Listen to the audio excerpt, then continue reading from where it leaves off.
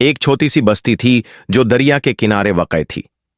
उस बस्ती के लोग सीधे साधे और मेहनती थे। दिन भर खेतों में काम करते, रात को आंगन में चरपहियों पर बैठकर कहानियां सुनते और अपनी जिंदगी से मुतमाइन रहते। उनका गुजारा खेती, मलदारी और दरिया के पानी पर था। दरिया उनकी रूह था, उनका दोस्त भी और उनकी जिंदगी का सहारा भी। लेकिन यह दरिया कभी कभी अपनी शिद्दत और गज़ब भी दिखाता था। एक साल बरसात आम से ज्यादा बरस गई। आसमान जैसे टूट कर बरसा था। घरों के छज्जे तपक रहे थे, रास्ते नालों में बदल गए थे। लोगों ने सोचा कि यह बरसात चंद दिन की बात है, फिर सब ठीक हो जाएगा। मगर दरिया का पानी दिन ब दिन बढ़ता गया। पहले तो सिर्फ किनारा टूटने लगा, फिर खेतों में पानी भर गया। आखिर एक रात ऐसी आई कि दरिया ने अपनी हद तोड़ दी और पानी का तूफान बस्ती की तरफ बरस पड़ा। लोग नींद से जागे तो देखा कि घरों के चारों तरफ पानी है। औरतों की चीखें, बच्चों का रोना और मर्दों की बेचैनी से बस्ती गूंज रही थी। सबने जल्दी जल्दी अपना सामान बचाने की कोशिश की।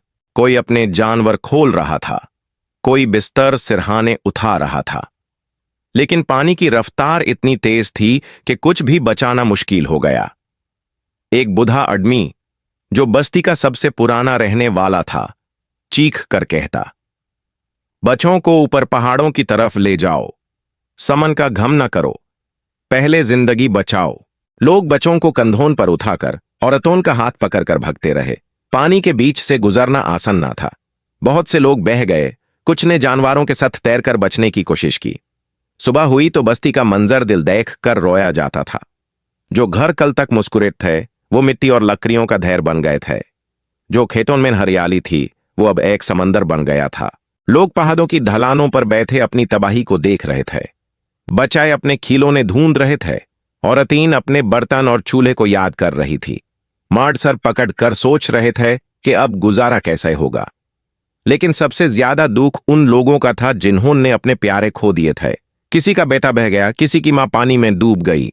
लेकिन इस तबाही में भी एक रोशनी थी, इंसानियत की रोशनी।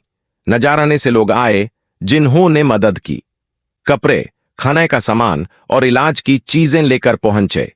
दुनिया के मुख्तालिफ हिस्सों से लोगों ने पैसे भेजे। जो बस्ती वाले अकेले थे, वो महसूस करने लगे कि दुनिया उनके साथ है। समय के साथ बस्ती के लोगों ने दोबारा अपनी जिंदगी बसाना शुरू की। उन्होंने नए घर बनाए, खेतों में दोबारा हल चलाया। दरिया अब भी वहीं था, लेकिन अब वो उनका दोस्त भी था और उनका इम्तिहान भी। हर शख्स के दिल में यह याद हमेशा के लिए बस गई कि दरिया कभी भी अपना रंग बदल सकता है।